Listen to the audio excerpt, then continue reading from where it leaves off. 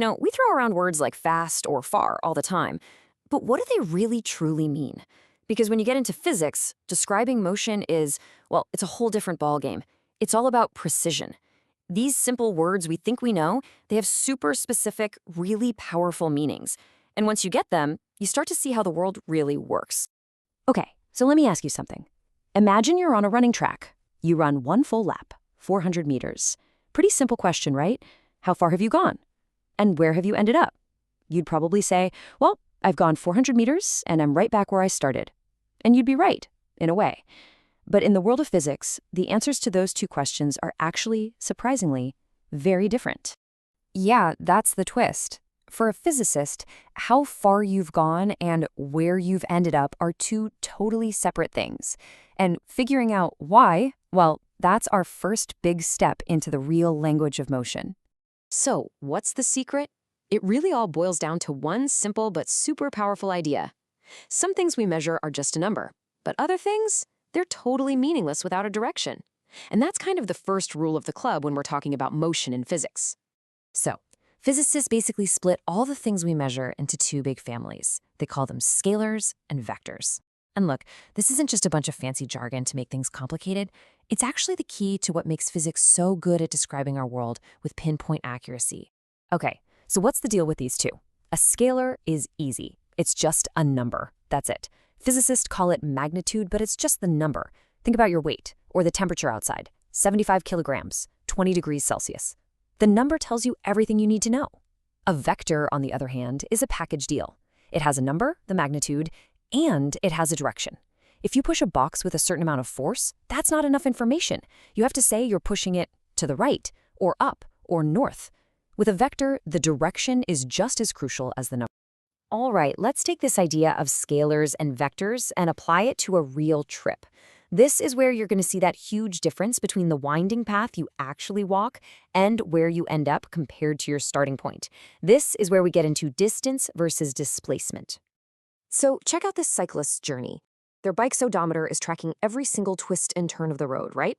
At the end, it says they've traveled 2 kilometers. That's the path they took. But now, what if you just drew a perfectly straight line, as the crow flies, from where they started to where they finished? That line is only 1 kilometer long, and it points directly east. It's the same trip, but we have 2 completely different ways to measure it.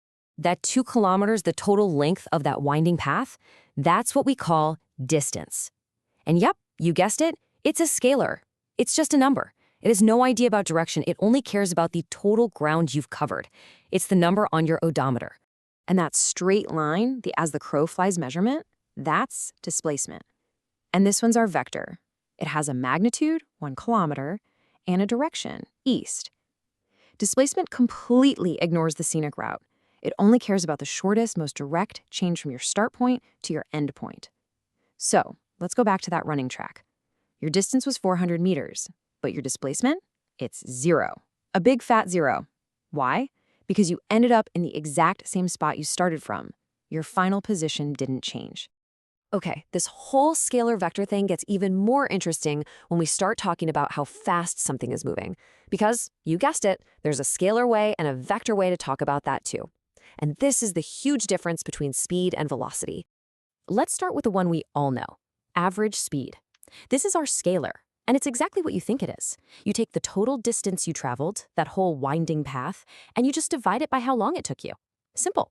It's just one number that gives you a general idea of how fast you were going.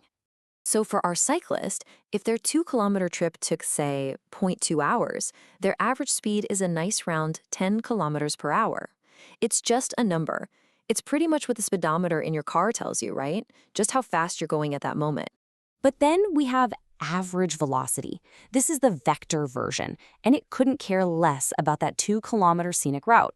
Velocity only cares about the displacement.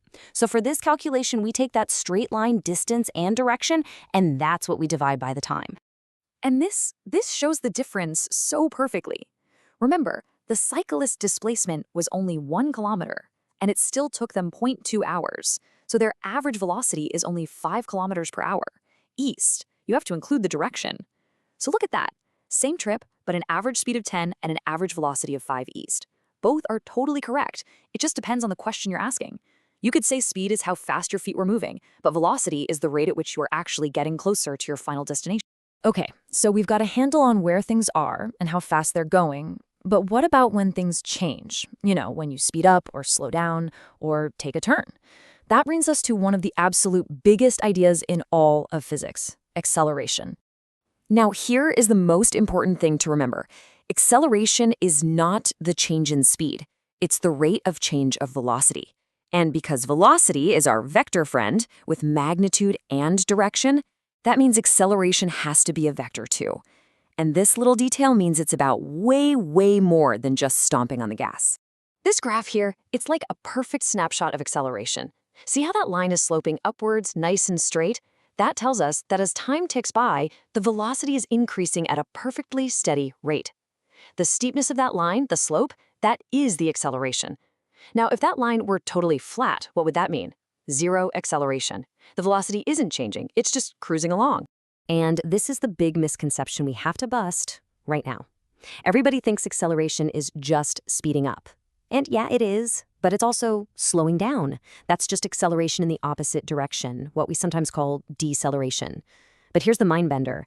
Even if your speedometer is locked at a steady 60 miles per hour, if you're turning the steering wheel, you are accelerating. Why? Because you're changing your direction, which means your velocity is changing. And any change in velocity is acceleration, period. All right, enough theory. Let's put all this to work. It's one thing to talk about it, but seeing how these ideas actually solve a real problem, that's when the light bulb really goes on. Okay, here's the setup. We have a truck. It starts at 36 kilometers per hour and floors it, getting up to 100 kilometers per hour. And it does all that in just 3 seconds. Our job is to figure out its average acceleration. In other words, how quickly was its velocity changing? Okay, first things first, we can't just subtract the two speeds. Why? Because look at the units. We have kilometers per hour, but the time is in seconds. That's like mixing apples and oranges. It just doesn't work. So step one, and this is crucial, we have to convert everything into the same language.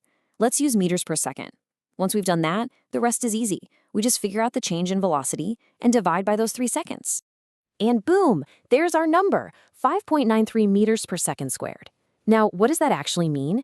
It means that for every second that went by, the truck's velocity increased by another 5.93 meters per second.